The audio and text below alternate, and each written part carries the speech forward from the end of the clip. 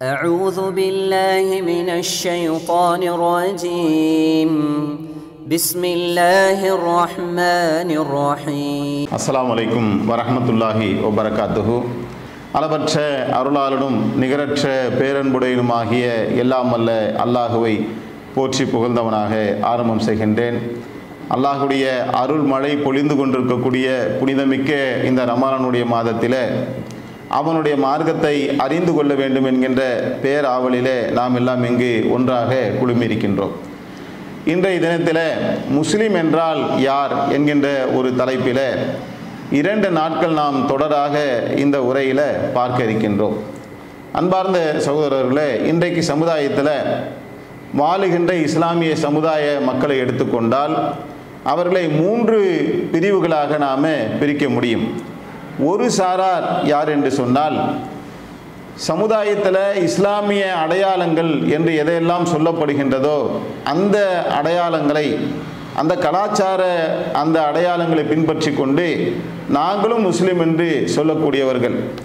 உதாரணத்துக்கு எடுத்துக்கொண்டால் அவர்கள் தொப்பி வைப்பார்கள், தாடி வைப்பார்கள், அவங்க ஃபர்தா அணிந்து கொள்வார்கள், பக்ரீத் வந்தால் அந்த பண்டிகையை கொண்டாடுவார்கள், பெருநாள் வந்தால் அந்த பண்டிகையும் கொண்டாடுவார்கள். அவர்கள் பள்ளிவாசலுக்கு அவர்கள் விரும்புகின்ற நேரத்தில் அவர்கள் வந்து போய் இருப்பார்கள். அவர்கள் இறந்து விட்டால் அவருடைய ஜனாசாவிலே பச்சை துணியை போர்த்தி அவர்களை கொண்டு போய் அடக்கமும் செய்து விடுவார்கள். அவருடைய பேரும் இஸ்லாமிய பெயர்களாக இருக்கும். ஒரு இஸ்லாமிய தாய் தகப்பனுக்கு கூட அவர்கள் பிறந்தவர்களாக இருக்கலாம். இப்படி இந்த இஸ்லாமிய மரபுகளிலே, கலாச்சாரங்களிலே எதெல்லாம் அடையாளமாக சொல்லப்பட்டிருக்கின்றதோ அவற்றின் மூலமாக தானும் ஒரு முஸ்லீம் என்று சொல்லிக்கொள்ளக்கூடியவர்கள் சமுதாயத்தில் இருக்கின்றார்கள். இவர்கள் ஒரு சாரார். இரண்டாவது சாரார் யார் என்று சொன்னால், இந்த மார்க்கத்திலே எதெல்லாம் கட்டளையாக சொல்லப்பட்டிருக்கின்றதோ, குர்ஆனிலே எது உபதேசங்களாக சொல்லப்பட்டதோ, முஹம்மது நபி ஸல்லல்லாஹு அலைஹி வஸல்லம் அவர்கள் எதை போதனையாக இந்த உலகத்திற்கு சொன்னார்களோ அதிலே தன் மனம் போன போக்கிலே எதெல்லாம் அவர்களுக்கு செய்ய வேண்டும் என்று அவர்கள் விரும்புகின்றார்களோ அவர்கள் விரும்பியதை விரும்ப நேரத்தில் செய்வார்கள். ஒன்றை ஏற்பார்கள், ஒன்றை விட்டு விடுவார்கள். 4 செய்வார்கள், 2 விட்டு விடுவார்கள். உதாரணத்துக்கு ரமலானுடைய மாதம் நோன்பு என்று வந்துவிட்டால் அதில் ரமலானில் நோன்பு நோற்பாங்க, ஆனால் ஜக்காத்து கொடுக்க மாட்டாங்க.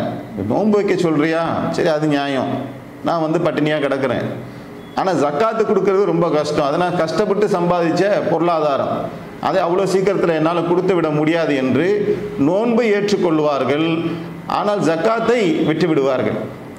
சில பேர் என்ன செய்வாங்கனாக்கா, நான் தொழுகிறேன், ஆனால் அந்த தொழுகையில் பார்த்தீங்கன்னா 4 வக்து எனக்கு முடியும்.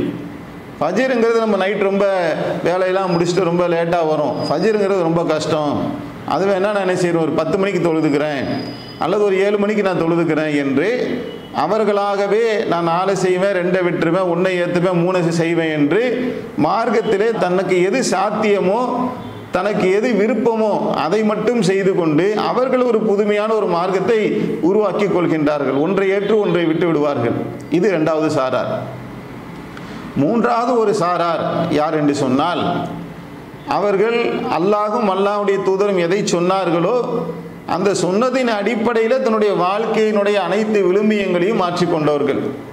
தன்னுடைய மனதிற்கு விருப்பமான ஒன்றாக இருந்தாலும் கூட அல்லாஹ் அதை ஹராம் என்று ஆக்கிவிட்டால் தன்னுடைய விருப்பத்தை தூக்கி ஓரம் கட்டிவிட்டு அல்லாஹ்வுடைய விருப்பத்துக்கு முன்னுரிமை கொடுத்து விடுவார்கள். நன்மையிலே முந்தக்கூடியவர்களாக இருப்பார்கள். இவர்களை குறித்து அல்லாஹ் சொல்லி காட்டுகின்றான், சாபிக்குன அவ்வளவும், நன்மையிலே முந்தியவர்கள், குர்ஆனுக்கும் ஹதீஸுக்கும் கட்டுப்பட்ட அடிப்படையில் தன்னுடைய வாழ்க்கையை அமைத்து கொண்டவர்கள். இந்த 3 சாரார்.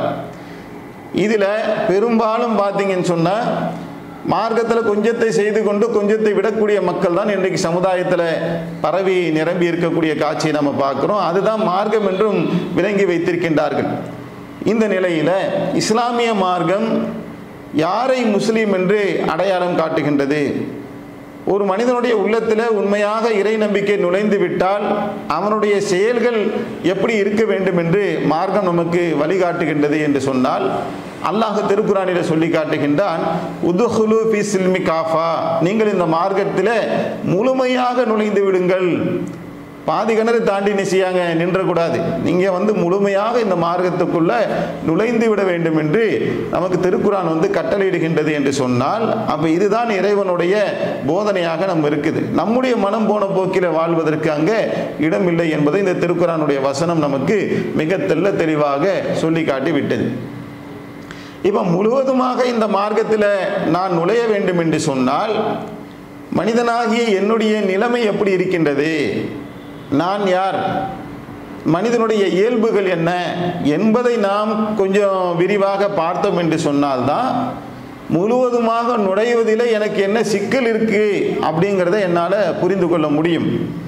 ஏனென்று சொன்னால், முழுமையாக நுழைய வேண்டும் என்ற கட்டளை வந்த பின்னால், அது குர்ஆனில் இருக்கு என்று சொல்லப்பட்ட பின்னால், அந்த உபதேசம் பரவலாக்கப்பட்ட பின்னால், ஏன் ஒரு முஸ்லீமால் முழுமையாக மார்க்கத்தில் நுழைய முடியவில்லை என்று சொன்னால், ஒரு மனிதனாக இருந்து தன்னிடத்தில் எது போன்ற பலகீனங்கள் இருக்கின்றது என்று அவன் சொல்லுகின்றானோ அதை நாம் புரிந்து கொள்ள வேண்டும் என்று சொன்னால், அப்போ மனிதன்னா யாரு அப்படிங்கிறத நாம் விளங்கி கொள்ள நாம் கடமைப்பட்டிருக்கிறோம். முதலாவதாக, மனிதன் என்பவன் அவன் வந்து தேவை உடையவனாக இருக்கின்றான். மனிதன் என்று இறைவன் என்று சொன்னால் அவன் தேவையற்றவன். மனிதன் என்று சொன்னால் அவன் தேவை உடையவனாக இருக்கின்றான். எதெல்லாம் தேவையுடையவனாக இருக்கிறான்? உணவின் பால் தேவையுடையவனாக இருக்கிறான். ஒரு அரை நாள் ஒரு நாள் அவன் தாங்குவானே ஒழிய, 2 நாள் தாங்குவானே ஒழிய, உணவு என்கின்ற ஒன்று இல்லை என்று சொன்னால் அவனால் வாழ இயலாது. அதைவிட மிக முக்கியமாக சுவாச காற்றின்பால் தேவையுடையவனாக இருக்கிறான். சுவாசம் என்கின்ற ஒன்று நடைபெறவில்லை என்று சொன்னால் சில வினாடிகளிலே அவன் உயிர் பிரிந்துவிடக்கூடிய அளவுக்கு மிக அத்தியாவசியமான ஒன்றாக அவனுடைய சுவாசம் அவனுக்கு இருக்குது. தண்ணி என்கின்ற ஒன்றின்பால் தேவையுடையவனாக இருக்கின்றான். மானத்தை மறைப்பதற்கு ஆடையின்பால் தேவையுடையவனாக இருக்கின்றான். இல்லற வாழ்க்கையின்பால் தேவையுடையவனாக இருக்கின்றான். ஒரு கணவனுக்கு மனைவி, மனைவிக்கு கணவனும் போன்ற ஜோடியின்பால், துணையின்பால் தேவையுடையவனாக இருக்கின்றான். திருமணத்துக்கு பின்னால் ஒரு குழந்தையின்பால் தேவையுடையவனாக, தனக்கு ஒரு வாரிசு வேண்டும் என்பதில் தேவையுடையவனாக இருக்கின்றான். குழந்தை பெற்ற பின்னால் அந்த குழந்தையை வளர்ப்பதற்கான பொருளாதாரத்தின்பால், அதை படிக்க வைக்கணும், வீட்டு வாடகை கட்டணும், கரண்ட் பில்லு கட்டணும், சாப்பிடணும், இதற்கெல்லாம் ஒரு பொருளாதாரம் தேவைப்படுகின்றது. அந்த பொருளாதாரத்தின்பால் மனிதன் தேவையுடையவனாக இருக்கின்றான். மான மரியாதை என்பதின்பால் தேவையுடையவனாக இருக்கின்றான். உணவு தேவைதான். அந்த உணவை கொண்டு போய் வைக்கக்கூடிய நேரத்தில் இப்படி தள்ளி விட்டாங்க, நாய்க்கு வைக்கிற மாதிரி எனக்கு இந்த சோறை வச்சுட்டாங்க, அதனால் நான் வந்து சாப்பிட மாட்டேன். சாப்பாடு வேணும், எனக்கு பசி இருக்குது, ஆனால் அதை நீங்கள் எனக்கு மரியாதையாக கொடுக்கணுமா இல்லையா? ஏன் நீங்கள் தட்டை தள்ளி விட்டீங்க, எனக்கு நீங்கள் கண்ணியத்தை கொடுக்கல, எனக்கு உண்டான மரியாதையை கொடுக்கவில்லை என்று அந்த இடத்துல இருந்து அவன் எழுந்திருச்சு செல்லக்கூடிய காட்சியை நாம் பார்க்குறோம். அப்போ மனிதன் மானத்தின்பால், மரியாதையின்பால், அன்பின்பால், இப்படி பல விஷயங்களின்பால் அவன் தேவையுடையவனாக இருக்கின்றான், எதிர்பார்க்கின்றான். என்னை ஆதரவு கொடுக்க வேண்டும், என்னை அரவணைக்க வேண்டும் என்று மனிதன் பல நேரங்களில் எதிர்பார்க்கின்றான். இது கிடைக்காததுனால் அழுகிறான், கண்ணீர் விடுறான். ஒரு நேரத்தில் என் மனைவி கிட்ட நான் வந்து திருமணம் முடித்த நேரத்தில் பார்த்தீங்கன்னு சொன்னால் அவ்வளோ அன்பாக என்னை வந்து உபசரித்தாங்க. வீட்டுக்கு போனாக்கா ஹார்லிக்ஸ் வேணுமா, பூஸ்ட் வேணுமா, டீ வேணுமா என்று அன்பான முறையில் என்னிடத்துல கேட்டாங்க. ஆனால் இன்றைக்கி நான் போகிறேன், வீட்டில் சாப்பாடு கேட்குறேன், பசியோடு போகிறேன், நீ போய் போட்டு சாப்பிட்டுக்கன்றாங்க. எனக்கு என்னிடத்தில் ஒரு அன்பு பிணைப்பே குடும்பத்தில் இல்லை, என் மனைவிடத்தில் நான் எதிர்பார்த்த பாசம் எனக்கு கிடைக்கல என்று சில ஆண்கள் கண்ணீர் வடிக்கிற காட்சியை பார்க்குறோம். அதே மாதிரி சில பெண்கள் அவர் வாட்டுக்கு என்ன செய்யாரு, சாப்பிட்டு போட்டு போயிடுறாரு, என்னை சாப்பிட்டியான்னு ஒரு வார்த்தை கேட்க மாட்டேங்கிறாரு, அவர் பக்கத்தில் தான் நான் நிற்கிறேன், என் கூட உட்காந்து சாப்பிடுமான்னு சொல்ல மாட்டேங்கிறாரு, என்னை ஒரு வேலைக்காரி மாதிரி நடத்துகிறாரு என்று. அப்போ இந்த இடத்துல அவங்க என்ன எதிர்பார்க்குறாங்க, எது அவங்களுக்கு தேவையா இருக்கு என்று சொன்னால் ஒரு அன்பின் பால், அரவணைப்பின் பால் தேவையுடையவர்களாக இருக்கக்கூடிய காட்சியை நாம் வந்து பார்க்கிறோம். அப்போ மனிதன் என்பவன் இது மாதிரி பல தேவைகளை உள்ளடக்கியவனாகத்தான் இருக்கின்றான். சரி, இந்த தேவையெல்லாம் ஒரு கட்டத்தில் நிறைவேறி விட்டது என்று சொன்னால் அதுக்கப்புறம் அவன் நிம்மதி அடைஞ்சிருவானா, அதுக்கப்புறம் சாந்தி அடைஞ்சிருவானா என்று பார்த்தால், அந்த தேவை வந்து அவனுக்கு பூர்த்தியாகும் பட்சத்தில் அதுக்கப்புறம் அதில் ஒரு டெவலப் வரும். இப்படி இருந்தால் நல்லா இருக்குமே, அப்படி இருந்தால் நல்லா இருக்குமே என்று அவன் என்ன செய்யறான், அதில் ஆசைப்படக்கூடிய ஒரு எதிர்பார்ப்பு அதில் அவனுக்கு ஏற்பட்டு விடக்கூடிய காட்சியை நாம் பார்க்குறோம். இப்போ பசிக்கு என்ன வேணும், சோறு தானே வேணும். அந்த சோறை ஆக்கி ஒரு கஞ்சியை ஊற்றி ஒரு சட்னி அரைச்சி வச்சுட்டாக்கா பசி தீருமா தீராதா? நல்லா ஜம்முன்னு பசி தீர்ந்துடும். எவ்வளோ கடும் பசியில் வரக்கூடியவனும் ஒரு குண்டு கோப்பையில் கஞ்சியை ஊற்றி வச்சு ஒரு சட்னியை அரைச்சி சாப்பிட்டு விட்டான் என்று சொன்னால் அவனுடைய பசிக்கு அது போதுமானது தானே, தேவை நிறைவேறிச்சா இல்லையா? ஆனால் அதையே ஒரு 4 நாள் கொடுக்குறோம் என்று சொன்னால் எவ்வளோ நாளைக்கு இந்த கஞ்சியவே குடிக்கிறது? ஒரு மீனானம் இருந்தால் நல்லா இருக்குமே அப்படிம்பா. சரி, மீனானத்தை ஒரு 4 நாளைக்கு கொடுத்தோம்னா 5ஆவது நாள் மீன் துண்டு இருந்தால் நல்லா இருக்குமே அப்படிம்பா. மீனையே ஒரு 4 நாளைக்கு கொடுத்தோம்னு சொன்னால் என்ன ஒரு சிக்கன் மட்டன் ஒன்றும் இல்லையா அப்படின்னு கேட்பான். சிக்கன் மட்டன் நல்லா காரஞ்சாரமாக ஆக்கி கொடுத்ததுக்கப்புறம் அதை சாப்பிட்டுட்டு என்ன சொல்லுவான், இதுக்கு ஒரு ஸ்வீட் இருந்தால் நல்லா இருக்குமே. எவ்வளோ டெவலப் ஆகுது பாருங்க. ஒரு உணவு என்று எடுத்துக்கொண்டால் அதுக்கு தேவை பசி தான். பசியை பூர்த்தியாக்குவதற்குண்டான உணவு கிடைத்த போதிலும் கூட அந்த உணவில் அவனுடைய தரம் என்ன செய்யும், ஒரு எதிர்பார்ப்பு, ஒரு ஆசை அதில் கூடிக்கொண்டே செல்லுகின்ற காட்சியை நாம் பார்க்க. இதுதான் மனுஷன். அதே மாதிரி ஆடை மானத்தை மறைக்கிறதுக்கு ஒரு ஆடை இருந்தால் பத்தாதா? ஒரு புடவை இருந்தால் பத்தாதா? சரி, ஒன்றும் இல்லைப்பா, 2 துவச்சி காய போடணும், கொள்ளணும், 2 4 ஓகே தானே? ஏன் ஒரு வீட்டில் 400 புடவை ஏன் இருக்குது? ஏன் ஒரு ஆணிடத்தில் 10 20 துணிமணிகள் இருக்குது? குறிப்பாக இந்த விஷயத்தில் பெண்களை எடுத்துக்கொண்டால் அவங்க பீரோவாக துணியை வாங்கி அடுக்குவதற்கு என்ன காரணம்? ஆசை தான் காரணம். தேவைக்கு எனக்கு 10 புடவை இருக்குது, ஆசைக்கு எனக்கு 100 புடவை தேவைப்படுது. கலர் கலராக வேணும், இந்த பூ போட்டு வேணும், அவளை விட எனக்கு என்னுடைய புடவை நல்லா இருக்கணும், என் நாத்தனாரை விட என் புடவை நல்லா இருக்கணும், அதுக்காகவே இதை கல்யாணத்துக்கு கட்டிட்டு போகிறதுக்கு இந்த புடவை, மார்க்கெட்டுக்கு போகிறதுக்கு இந்த புடவை, வீட்டுக்குள்ளே போட்டுக்கிறதுக்கு இந்த புடவை. ஒரு புடவையவே பல விதங்களில் பல பரிணாமங்களில் ஏன் எடுக்கின்றார்கள்? அதான் ஒரு எதிர்பார்ப்பு. என்ன, நான் அந்த ஃபங்க்ஷனுக்கு போகிறேன், அதுக்கு ஒரு புடவை, போன வாட்டி கட்டிட்டு வந்த புடவையே இந்த வாட்டி கட்டிட்டு வந்த என்று என்னை கேட்டுவிடக்கூடாது என்கின்ற ஒரு எதிர்பார்ப்பின் காரணத்தினால், தன்னை ஒரு பகட்டாக காட்டிக்கொள்ள வேண்டும் என்கின்ற காரணத்தினால் அதுக்கு என்ன செய்கிறாங்க, ஒரு புடவையை வாங்கி கட்டக்கூடிய ஒரு நிலையை பார்க்குறோம். இப்படி உணவாக எடுத்துக்கொண்டாலும், உடையாக எடுத்துக்கொண்டாலும், வீடாக எடுத்துக்கொண்டாலும் எல்லா விஷயத்திலுமே தேவை நிறைவேறிவிட்டது என்று சொன்னால் அடுத்த கட்டமாக ஆசை, எதிர்பார்ப்பு என்கின்ற ஒன்று அவனுக்குள்ளே நுழைஞ்சிடும். இப்படி இதுதான் மனிதனுடைய யதார்த்தமான நிலையாக இருக்கின்றது. இப்படி அவனுக்குள்ளே வந்த அந்த தேவை அல்லது ஆசை நிறைவேறிவிட்டது என்று சொன்னால் அவன் அந்த நேரத்தில் கொஞ்சம் நிம்மதியாக இருக்க மாதிரி தெரியும். ஒரு கால் நிறைவேறவில்லை என்று சொன்னால், அவனுடைய தேவை பூர்த்தியாகவில்லை என்று சொன்னால் சோகமாயிருவான், கவலைக்கு உள்ளாகக்கூடியவனாக, ஏண்டா முகம்லாம் வாடி இருக்கு, ஏன் மூஞ்சியை தொங்க போட்டு உட்கார்ந்துருக்க, பசி கொடுமுங்க, சாப்பிட சோறு இல்லை என்று அவன் தேவை நிறைவேறாத போது அவன் வாடி வதங்குகின்ற காட்சியை நாம் பார்க்குறோம். அதே மாதிரி அவன் ஆசைப்பட்ட ஒரு பெண்ணை திருமணம் முடிக்கணும்னு நினைப்பான், அந்த பொண்ணு கிடைக்கல, வேற ஒரு பொண்ணை வீட்டில் கல்யாணம் பண்ணி வச்சுட்டாங்க. அப்போ முகம் எப்படி இருக்கும் அந்த திருமணத்தில்? பிடிக்காத ஒரு வாழ்க்கைக்குள்ளே நாம் போகிறோமே, நாம் நினைச்ச ஒரு பொண்ணை கெட்டலையே என்று அவனுடைய முகங்கள்லாம் சுருங்கி வாடி வதங்கி விடக்கூடிய காட்சியை நாம் பார்க்குறோம். அப்போ மனிதன் என்பவன் தேவையுடையவனாக இருக்கின்றான், அவன் ஆசைக்கு உட்பட்டவனாக இருக்கின்றான். அந்த தேவையும் ஆசையும் நிறைவேறும் பட்சத்தில், அவனை எதிர்பார்த்த ஒன்று கிடைக்கும் பட்சத்தில் அப்படியே மகிழ்ச்சியாக என்ன செய்வான், சந்தோஷமாக இருப்பான். அது கிடைக்காத போது அவன் சோகக்கடலிலே, துன்பத்திலே, கஷ்டத்திலே துவண்டு விடக்கூடியவனாக இருக்கின்றான். அப்போ மனிதர்கள் எல்லாம் எதற்காக ஓடுகின்றார்கள், எதற்காக உழைக்கின்றார்கள், ஏன் பரபரப்பாக அங்கேயும் இங்கேயுமே சுற்றி கொண்டிருக்கின்றார்கள்? ஒரு சாலையில் போய் நீங்கள் நின்றீர்கள் என்று சொன்னால் இவன் எங்கே போகிறான், எங்கே வரான், கூகுண்டு போகிறான், கூகுண்டு வரானே, எதற்காக ஓடுகின்றார்கள் என்று பார்த்தால் இந்த ஒரு விஷயத்தை மையமாக கொண்டு தன் தேவையவோ, தன்னுடைய ஆசையோ, தன்னுடைய எதிர்பார்ப்பையோ பூர்த்தி செய்து கொள்வதற்காகத்தான் உலகமே என்ன செய்து ஓடிக்கொண்டிருக்கின்றது என்பதை நம்மால் பார்க்க முடிகின்றது. இப்படி ஓடுகின்ற இந்த மனிதனுடைய வாழ்க்கையில் அவனுக்கு ஒவ்வொரு கட்டத்தில் ஒவ்வொன்று தேவைப்படும். எல்லா காலகட்டத்துக்கும் ஒன்றே இருக்காது. ஒரு குழந்தையாக இருக்கும்போது கிளுகிளுப்பு பார்த்தா அதை பார்த்து சிரிப்பான். அப்புறம் ஒரு 5 வயசு ஆயிடுச்சுன்னா பேட்டு பால் வாங்கி கொடுத்தா சிரிப்பான், ரிமோட்டு காரு வாங்கி கொடுத்தா அவன் அதில் சந்தோஷப்படுவான். அப்போ அவன் மகிழ்ச்சி என்பது இங்கே கிளுகிளுப்பையிலிருந்து என்ன செய்து ஒரு ரிமோட்டு காராக மாறி இருக்கு. அதே ஒரு 15 வயசு ஆயிடுச்சு, ஒரு 20 வயசு ஆயிடுச்சுன்னா அந்த பருவத்துக்கு வேற தேவை இருக்கு. நாம் எல்லாம் அதை அறிந்தவர்கள். திருமணம் என்கின்ற ஒன்று தான் அவனுக்கு இப்போ தேவை. ஒரு பெண்ணை திருமணம் முடிச்சு வைக்கணும், ஒரு ஆணை ஒரு பெண்ணுக்கு திருமணம் முடிச்சு கொடுக்கணும், அதன்பால் அவன் தேவையுடையவனாக ஆகிவிடுகின்றான். அப்போ ஒவ்வொரு பருவத்திலே ஒவ்வொன்று தேவைப்படுது. ஒரு பருவத்தில் தேவைப்பட்ட ஒன்று இன்னொரு பருவத்தில் தேவைப்படாது.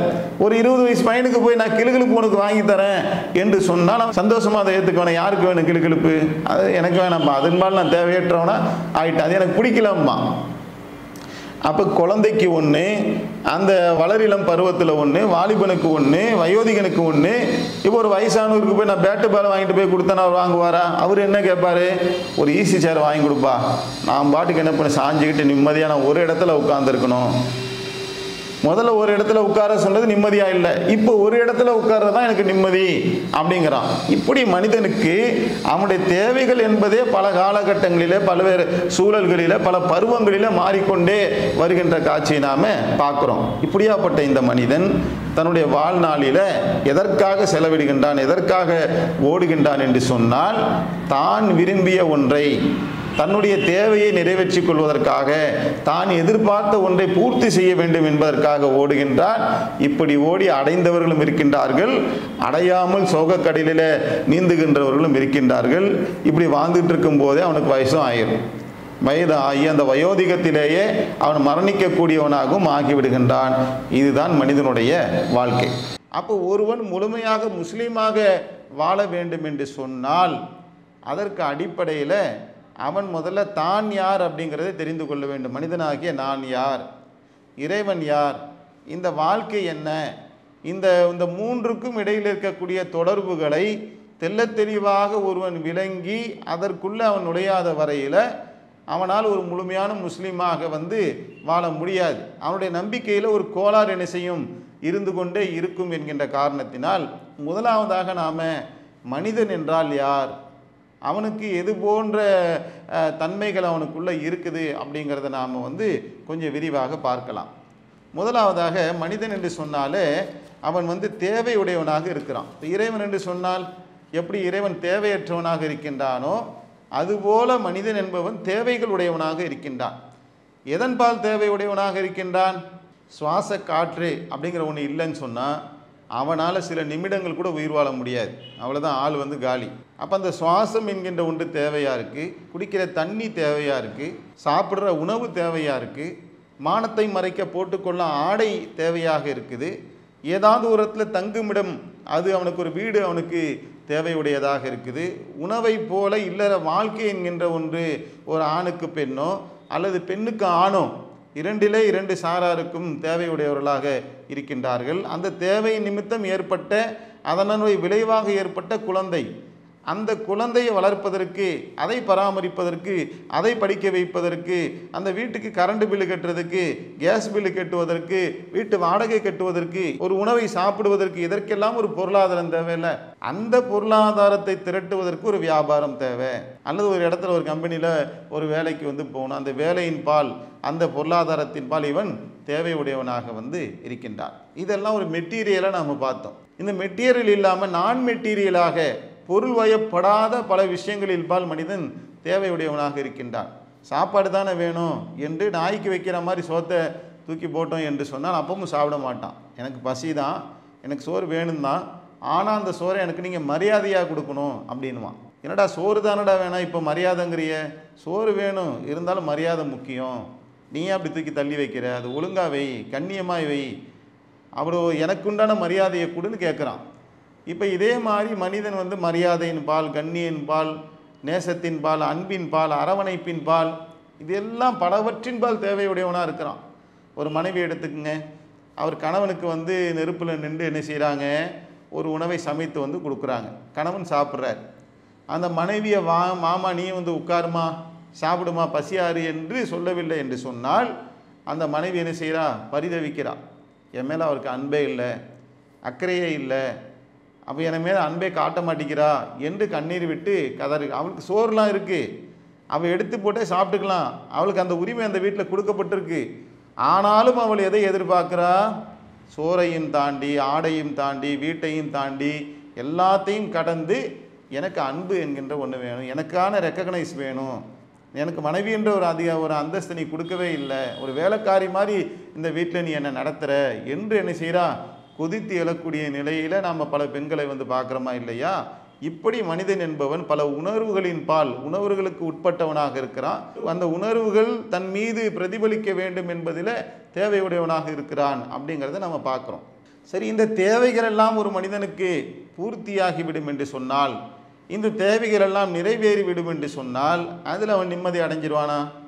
சந்தோஷமா ஹாப்பியாக ஒரு வாழ்க்கையை வந்து வாழ்ந்துருவானா? பசிக்குது, அதானே உன்னுடைய தேவை, இந்தாப்பான ஒரு கஞ்சியை ஊற்றி வைக்கிறோன்னு வைங்களேன், அந்த கஞ்சியை குடிச்சிட்டு நிம்மதியாக போயிடுவானா? 4 நாளைக்கு போவான் அதிகபட்சம். 5ஆவது நாள் என்ன சொல்லுவான், வெறும் கஞ்சி எப்படி குடிக்கிறது, அதுக்கு ஒரு மீனான ஏதாவது ஊற்றிக்க கொடுத்தா கொஞ்சம் நல்லா இருக்குமே. இது என்னென்னா ஆசை. தேவைக்கு கஞ்சி போதும், ஆனால் ஒரு மீனானம் இருந்தால் நல்லா இருக்குமே என்று சொல்லுவது அவனுடைய ஆசையாக இருக்குது. சரி, அப்படியாப்பா இந்தா மீனானம் கொடுக்குறேன் என்றால் அந்த மீனானம் அந்த கஞ்சி அவனுக்கு தேவையானதும் கிடச்சிருச்சு, இப்போ ஆசைப்பட்டதும் கிடச்சிருச்சு. இப்போ நிம்மதி அடைஞ்சிருவானா? ஒரு 4 நாள் தான் போகும். திருப்பி என்ன சொல்லுவான், எவ்வளோ நாளைக்கு இந்த மீனானத்தையே குடிக்கிறது, மீன் துண்டையே காணாமே, மீன் வேணும் அப்படிம்பான். சரிப்பா இந்தா மீன் என்று மீனை கொடுத்து விட்டால் அந்த மீனையே சாப்பிட்டுக்கிட்டு இருப்பானா? கஞ்சி கிடச்சிருச்சு, பசிக்கு மீனானம் கிடச்சிருச்சு, மீனும் கிடச்சிருச்சு. பிறகு என்ன கேட்பான், ஒரு வாரம் 10 நாள் சென்று ஒரு சிக்கனு மட்டனு ஒன்றுமே இல்லை, எவ்வளோ நாளைக்கு தான் இதையே சாப்பிட்றது. அப்போ அவன் ஆசை வந்து எண்ட்லெஸ்ஸாக இருக்குது, ஒரு முடிவெற்றதாக அந்த ஆசை போய்கிட்டே இருக்குது. அப்படி அவன் நினச்ச கறி மீனெல்லாம் அந்த சிக்கன் மட்டன்லாம் வாங்கி போட்டாலும் கூட அதை சாப்பிட்டு முடிச்சுட்டு ஒரு ஸ்வீட் இருந்தால் நல்லா இருக்குமே, வாயெல்லாம் எரியுது, ஸ்வீட் சாப்பிட்டா தான் கொஞ்சம் நல்லா முழு திருப்தி கிடைக்கும். அப்படி முழு திருப்தி அவனுக்கு இன்னும் அடையில பாருங்கள். ஒரு ஸ்வீட்டை கொண்டாந்து கொடுக்கணும், அந்த ஸ்வீட்டை கொடுத்ததுக்கப்புறம் ஒரு திருப்தி கிடைக்குமா அப்படின்னா அதில் ஒரு கொஸ்டின் வரும். இப்படியே அவனுடைய ஆசை என்பது நீண்டு கொண்டே செல்லக்கூடிய ஒன்றாக இருப்பதை நம்மால் பார்க்க முடிகின்றது. அப்போ தேவை என்கின்ற ஒன்று இருக்குது, அந்த தேவை பூர்த்தி அடைந்தால் அதுக்கப்புறம் ஆசை வருது, அந்த ஆசை பூர்த்தி அடைந்தால் அதுக்கு மேலே ஒரு ஆசை வருது. இப்படியே இதுதான் ஒரு மனிதனுடைய ஒரு வாழ்க்கையாக இருக்குது. இது கிடைச்சா சந்தோஷப்படுவான் மனிதன் என்பவன். அவன் எப்போ நிம்மதி அடைவான், எப்போ சந்தோஷம் அடைவான் அப்படின்னு சொன்னால், ஒரு டீ குடிக்கணும்னு எதிர்பார்த்துட்டான், நல்ல டேஸ்ட்டான ஒரு ஏலக்காய் டீ அல்லது ஒரு இஞ்சி டீ குடிக்கணும் அப்படின்னு சொன்னால் அதற்காக ஒரு பயணப்பட்டு ஒரு 10 நிமிஷம் அரை மணி நேரம் ட்ராவல் பண்ணி போய் ஒரு கடையில் தேடி அலைஞ்சி ஒரு டீயை வாங்கி அந்த டேஸ்ட்டில் அது இருக்குன்னா குடிச்சிட்டு அப்பாடா இப்போ தான்டா நிம்மதியாக இருக்குது அப்படின்னுவான். அப்படின்னா என்ன அர்த்தம், அவன் தேடிய ஒன்றை அவன் அடைந்து விட்டால், அவன் விருப்பப்பட்ட ஒன்றை அவன் அடைந்து விட்டால் அவன் அதில் நிம்மதி ஆயிடுவான்.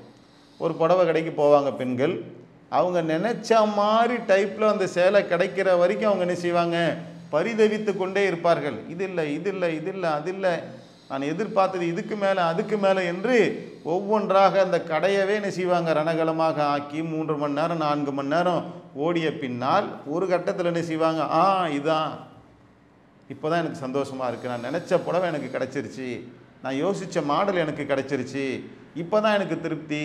அப்போ எப்போ திருப்தி, தான் விரும்பிய ஒன்று, தான் எதிர்பார்த்த ஒன்று, தான் ஆசைப்பட்ட ஒன்று, என் தேவையை பூர்த்தி செய்யக்கூடிய என் மனம் திருப்தி பெறக்கூடிய வகையில் ஒன்று கிடைத்து விட்டது என்று சொன்னால் அப்போ தான் அவனுக்கு திருப்தி. இது கிடைக்கலனா, அவன் நினச்ச பொண்ணை அவனுக்கு கல்யாணம் பண்ணி வைக்கலைனா, அவன் எதிர்பார்த்த டேஸ்ட்டில் உணவு நீங்கள் கொடுக்கல அப்படின்னு சொன்னால், அவன் கேட்ட மரியாதையை கண்ணியத்தை நீங்கள் கொடுக்கலன்னா, மருமகன்தான் நான் வீட்டுக்கு போனேன் வாங்கன்னு கேட்கல, அப்போ எனக்கு நான் மரியாதை கொடுக்காத வீட்டில் நான் எப்படி இருப்பேன் என்று என்ன செய்கிறான், கோபப்பட்டு அந்த இடத்துலேருந்து வெளியேறுகின்றான். அப்போ இவன் எதை எதிர்பார்க்குறான், மரியாதை எதிர்பார்க்குறான். அந்த மரியாதை கிடைத்தால்தான் அவனுக்கு நிம்மதி. அது கிடைக்கவில்லை என்று சொன்னால் அவன் தன்னிலை மறந்து அவன் கோபப்பட்டு நிம்மதி இழந்து விடக்கூடிய காட்சியை நாம் அங்கே பார்க்குறோம். இதுதான் மனிதன். இவன் எதிர்பார்க்கக்கூடிய இந்த ஒன்றுக்காக, இவன் ஆசைப்பட்ட ஒன்றை அடைவதற்காக, இவன் எதிர்பார்த்த ஒன்றை அடைந்து கொள்வதற்கான டிராவலில் வாழ்க்கையை நோக்கித்தான் மனிதன் ஓடிக்கொண்டிருக்கின்றான். பல நேரத்தில் பலதையும் எதிர்பார்ப்பாங்க, பலதை விரும்பும். ஒரு நேரத்தில் ஒரு எதிர்பார்ப்பு ஒரு விருப்பம் என்றெல்லாம் பூர்த்தியாகாது. ஒரு குழந்தையாக இருக்கக்கூடிய நேரத்தில் ஒரு கிளுகிழப்பை எடுத்து ஆட்டினாலே சிரிப்பான், இப்படி சந்தோஷப்படுவான். குழந்தையில் மெரி கிரவுண்டுன்னு சொல்லுவாங்க, அது பூப்புவாக தலைக்கு மேலே சுற்றும். அதை பார்த்து அவனுக்கு ஒரு பெரிய உலகத்திலே இப்போ அவனுக்கு அதுதான் பெரிய ஆனந்தம். அந்த 100 ரூபாய்க்கு அந்த பூவாக சுற்றக்கூடிய ஒன்றிலேயே பெரிய திருப்தியை அவன் அடைந்து விடுவான். ஆனால் அது அந்த வயசுக்கு அது. அப்புறம் அவருக்கு 10 வயசு ஆயிடுச்சா, அப்புறம் மெரி கிரவுண்டு கிளுகிழப்புலாம் காட்டினா அதில் சந்தோஷப்படுவானா? அது இல்லை, எனக்கு வந்து ரிமோட்டு கார் வேணும், அதை வாங்கி கொடுத்தா தான் சந்தோஷம். அது வாங்கி தரல, அல்லது வாங்கி கொடுத்தது ஒன்று உடஞ்சி போச்சு, இப்போ நான் துக்கம். என்னுடைய துக்கமும் என்னுடைய சந்தோஷமும் எதை மையமாக வைத்திருக்கு அப்படின்னு சொன்னால், எனக்கு தேவைப்பட்ட ஒன்று கிடைச்சா, நான் ஆசைப்பட்ட ஒன்று கிடைச்சா, நான் எதிர்பார்த்த ஒன்று கிடைத்தால் எனக்கு மகிழ்ச்சி சந்தோஷம் என்று அந்த சின்ன வயசுலேருந்து நீங்கள் அப்படியே பார்த்துக்கிட்டே வாங்க. ஒரு டாய்ஸ் விளையாடுற ஒரு பையன் அந்த பருவத்தை கடந்து, அல்லது அந்த பெண் அந்த சிட்டி பானை விளையாடுற அந்த வயசை கடந்து விட்டால் அவங்க திருமணத்துக்கென்று ஒன்றை எதிர்பார்க்குறாங்க. எனக்கு இந்த மாதிரி பொண்ணு வேணும், இந்த மாதிரி பையன் வேணும், அது கிடைச்சாதான் எனக்கு சந்தோஷம். அதுக்கப்புறம் அந்த வாழ்க்கையில் உண்மையிலே சந்தோஷம் கிடைச்சதா இல்லையாங்கிறது ரெண்டாவது. ஒரு பெண்ணோ ஆணோ அதன்பால் தேவையுடையவர்களாக ஆக்கிவிடுகின்றார்கள். அதுக்கப்புறம் கல்யாணத்துக்கு அப்புறம் எனக்கு ஒரு பொம்பளை புள்ள வேணும், அல்லது எனக்கு ஒரு ஆம்பளை புள்ள வேணும், அது பிறக்கலைன்னு சொன்னால் அவ்வளோதான், மலடி என்ற பட்டத்தோடு அப்படியே கடும் சோகத்தில் கஷ்டத்தில் அவங்க நீந்துகின்ற காட்சியை நாம் பார்க்குறோம். பிறந்துருச்சு, ஒரே சந்தோஷம். அவன் மாசமாயிட்டா போதும், பாட்டு படிப்பான், எனக்கு ஒரு மகன் பிறப்பான், அவன் என்ன போலவே இருப்பான் என்று அப்படியே ஆனந்தத்தில் பூரிப்பில் மகிழ்ச்சி அவன் வந்து துள்ளி குதிக்கின்றான். ஏன்னாக்கா நான் எதிர்பார்த்த ஒரு குழந்தை எனக்கு வந்து பிறக்க போகுது, ஆணோ பெண்ணோ புள்ள பிறந்தாலே போதும்பா என்கின்ற அளவுக்கு பலர் வந்து விடுகின்ற நிலையை நாம் வந்து பார்க்குறோம். அப்புறம் அது என்ன ஆகும், கொஞ்ச நாள் கழித்து அந்த பிள்ளையை வந்து நல்லா படிக்க வைக்கணும், அவனை டாக்டர் ஆக்கணும், அவனை இன்ஜினியர் டாக்டர் ஆக்க முடியல, ஆக்கிட்டா சந்தோஷம். டாக்டருக்கு படித்து நீட்டில் வந்து பாஸ் ஆகலைன்னு சொன்னால் பயங்கர துக்கம் கஷ்டம். ஏன்னா நான் எதிர்பார்த்தேன்ல, அவன் படிக்கலை, அவன் பாஸ் பண்ணலை, இப்போ எனக்கு பாஸ் பண்ணிட்டா டாக்டர் ஆகிட்டான், சர்டிஃபிகேட்லாம் வாங்கிட்டு டாக்டர் கோட்டை போட்டு வந்து நிற்கிறான், அப்பா நான் டாக்டர் ஆகிட்டேன், நான் வக்கீல் ஆகிட்டேன், நான் இன்ஜினியர் ஆகிட்டேன்னு சொன்னால் நான் எதிர்பார்ப்பேன் என்னுடைய பையன் என்னுடைய ஆசையை வந்து பூர்த்தி செய்து விட்டான் என்று அவனுக்கு அப்படியே வாயெல்லாம் பல்லாக இருக்கும், ஜென்ம சாபல்னு அடைஞ்சிருச்சு, நான் வந்து என் உள்ளெல்லாம் குளிர்ந்து போச்சுப்பா அப்படின்வான். உள்ளெல்லாம் குளிர்ந்து போச்சு, அதுக்கப்புறம் என்ன, அதோட அவன் முடிஞ்சிருமா கதை? இல்லை, தொடரும். ஒரு விஷயத்தில் குறிப்பிட்ட ஒன்றில் அவன் திருப்தி அடைவதாக சொன்னாலும் அது அந்த நொடிக்கு, அந்த நிமிஷத்துக்கு, அந்த நாளைக்கு உரியது. அதுக்கப்புறம் கொஞ்ச நாளையில் அவனுடைய பரிணாம வளர்ச்சி அடைஞ்ச நிச்சயமாக வேறு முகத்தை அவன் காட்டுவான், வேறு விஷயத்தில் அவனுடைய நாட்டம் தேவை செல்லக்கூடிய காட்சியை நாம் வந்து பார்க்குறோம். இப்படியே ஒவ்வொன்றாக யோசித்து இது வேணும் அது வேணும் இது வேணும் என்று சிந்தித்து வாழ்ந்து கொண்டே இருக்கக்கூடிய மனிதனுக்கு கிராஜுவலாக வயசாகிக்கிட்டே இருக்கு. நீங்கள் நல்லா கவனி, இந்த ட்ராவலில் அவனுக்கு வயசு ஏறிக்கிட்டே இருக்குது, முடியெல்லாம் நரைக்க ஆரம்பிச்சிருது, தோல்லாம் சுருங்க ஆரம்பிச்சிருது, நடையெல்லாம் தளர ஆரம்பித்து விடுகின்றது. ஆனால் அவனுடைய ஆசை வந்து குறைஞ்சதா, அவனுடைய எதிர்பார்ப்பு வந்து குறைஞ்சதா? அந்த எதிர்பார்ப்பும் ஆசையும் பூர்த்தி செய்வதற்காகத்தான் இந்த வாழ்க்கை. அதை நோக்கி ஒரு வாழ்க்கையை வாழ்ந்து கொண்டிருக்கும் போது ஒரு கட்டத்தில் அதை பூர்த்தி ஆகாத நிலையில் பெருவாரியான மக்கள் மரணிக்கக்கூடிய நிலையை நாம் வந்து பார்க்குறோம். சாக போகிற நேரத்தில் சொல்லுவான், என் பேத்திக்கு வந்து எப்படியாவது கல்யாணம் பண்ணி வச்சுருங்க, பையனுக்கு முடித்து கடைசியில் பேத்திக்கு கல்யாணம் முடித்து வைக்கணுமா, எப்படியாவது என்னுடைய மனைவியை நீங்கள் நல்லபடியாக வந்து பார்த்துக்குங்க, அவளை நான் தனியாக விட்டுட்டு போகிறேனே என்று புலம்புவான். கோர்ட்டில் இந்த கேஸ் வந்து நடந்துக்கிட்டு இருக்கு, அந்த கேஸை எப்படியாவது நீங்கள் சக்ஸஸ் பண்ணி ஜெயிச்சு கொடுத்துருங்க அப்படிம்பா. சாகிற நேரத்தில் கூட ஒரு எதிர்பார்ப்போடு, ஏக்கங்களோடு, கவலையோடு, துக்கத்தோடு வாழ்ந்து தான் அவனுடைய உயிர் அவனை விட்டு பிரிகின்றது அப்படிங்கிறத நாம் என்ன செய்கிறோம், பல நேரங்களில் பார்க்கின்றோம் என்று சொன்னால் இதுதான் மனித வாழ்க்கை. இந்த மனிதனுடைய இந்த வாழ்க்கையில், இந்த ட்ராவலில் ஆன்மீகம் என்கின்ற ஒன்று வருது. அது எப்படி, எங்கே வருது? அது இதில் தான் மதத்தை பற்றி ஏதாவது ஒன்று பேசணுமா? குறிப்பிட்ட மதத்தை பற்றி, ஒரு இந்து மதத்தை பற்றி, கிறிஸ்துவ மதத்தை பற்றி, இஸ்லாமிய மதத்தை பற்றி, மதம் சார்ந்த விஷயங்கள் இதில் ஏதாவது பேசப்பட்டிருக்கா? இல்லை. ஒரு மனிதன் என்று சொன்னால் அந்த மனிதனுடைய வாழ்க்கை எதை பின்னணியாக கொண்டு இயங்குகின்றது? கடவுளே ஒருவன் இல்லை என்று சொன்னாலும் கூட இதை பின்னணியாக கொண்டு இயங்குதா இல்லையா என்றால் ஆமா. இப்போ கடவுள் எதற்கு மனிதனுக்கு தேவைப்படுகின்றார் என்று சொன்னால், அந்த தேவையை நிறைவேற்றுவதற்காக ஒரு மனுஷன் ஓடுறான்னு சொன்னோம்ல, அந்த தேவை ஒரு கால் பூர்த்தியாகவில்லை என்று சொன்னால் அவன் பிற மனிதர்களுடைய முயற்சியை நாடுவான். ஆரோக்கியமாக வாழ வேண்டும் என்பது எல்லா மனிதனுடைய விருப்பங்க. அவனுக்கு ஒரு நோய் வந்துருச்சு, அல்லது ஒரு கடன் வந்துருச்சு, கடன் இல்லாத ஒரு நிம்மதியான வாழ்க்கையை வாழணும்னு நினைக்கிறான். ஆனால் கடன் அவனுக்கு ஏற்பட்டு விட்டது. கொரோனான்னு ஒன்று வருது, 2 வருஷம் கடையை மூடுறான், வீட்டு வாடகை கட்டுறான், கடை வாடகை கட்டுறான், 5 லட்சம் 10 லட்சம் கடனாலே ஆயிட்டான். இப்போ இந்த கடனை அடைப்பதற்காக பல விதங்களிலே அவன் என்ன செய்கிறான், என கடன்காரன் வந்து கேவலப்படுத்துகிறான், அவமானப்படுத்துகிறான், பல கேள்விகளை கேட்கின்றான். இதை அடைப்பதற்காக பல விதங்களிலே முயற்சி செய்கிறான். எடுத்த உடனே யோசிக்கிறான், யார்கிட்ட போகலாம், மச்சான்கிட்ட வாங்குவோமா, மாமாட்ட வாங்குவோமா, அண்ணன்ட்ட வாங்குவோமா, ஒய்ஃபுடைய குடும்பத்தார்கிட்ட போய் கேட்போமா. எங்கே டக்கர் அடித்து பார்த்தாலும் 2 லட்சத்துக்கு மேலே திரட்ட முடியல. ஆனால் கடன் 10 லட்சம்.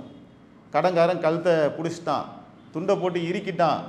நீ நாளைக்கு விடுவதற்குள்ள அல்லது ஒரு 10 நாளையில் இந்த 8 லட்சத்தை நீ எடுத்து வைக்கலன்னு சொன்னால், 10 லட்சத்தை எடுத்து வைக்கலன்னு சொன்னால் உன் வீட்டு முன்னாடி வந்து உன் மானத்தை வாங்கிடுவேன் என்று சொல்கிறான்னாக்கா, இப்போ அவனுக்கு யார் துணை? எல்லா முயற்சி பலனளிக்கலை.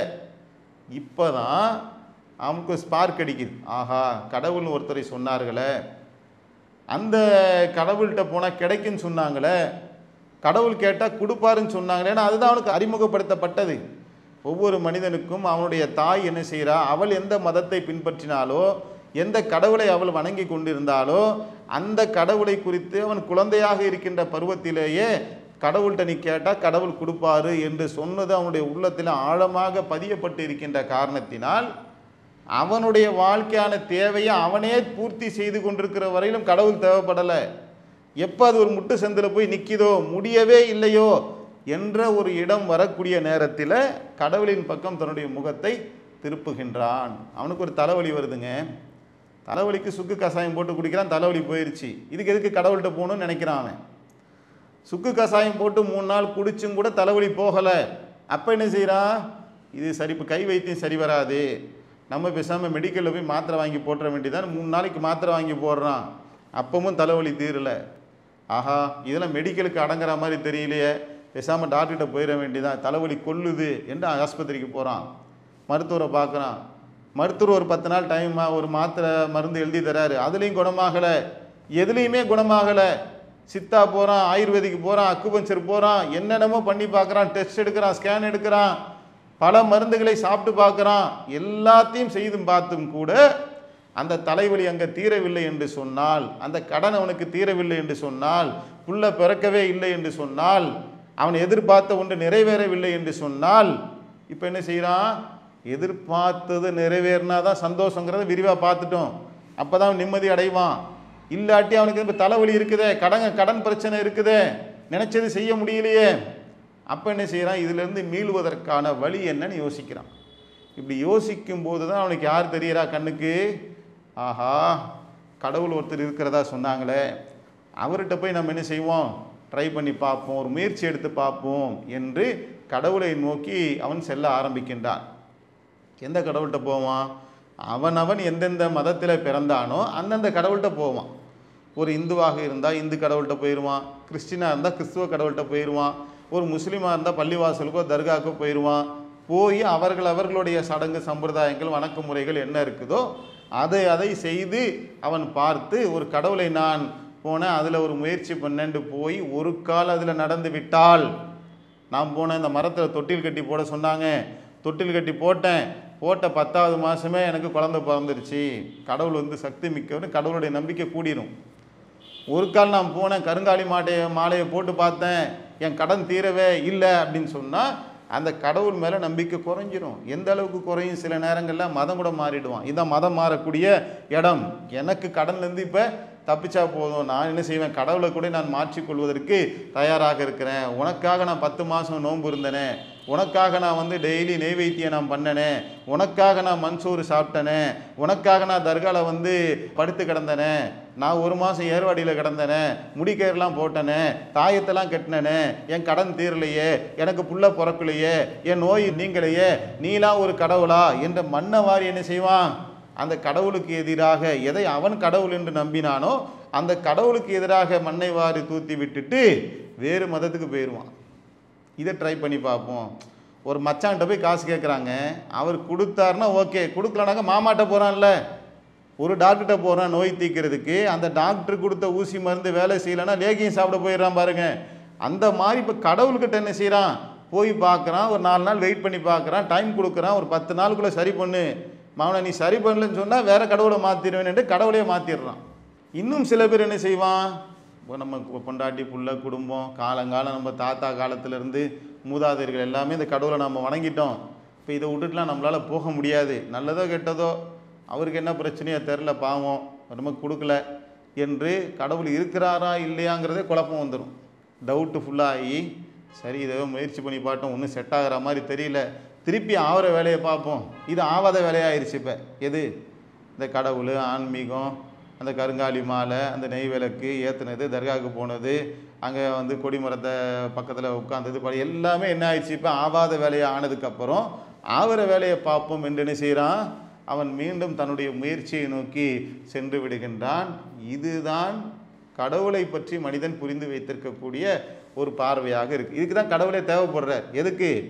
அவன் தேவையை பூர்த்தி செய்வதற்காகத்தான் இப்போவும் கூட மனிதனுக்கு கடவுள் தேவைப்படுகின்றார் என்பதை நாம் பார்த்திருக்கின்றோம். இதில் இஸ்லாம் என்ன சொல்ல வருது? இதுதான் ரொம்ப முக்கியமான கேள்வி.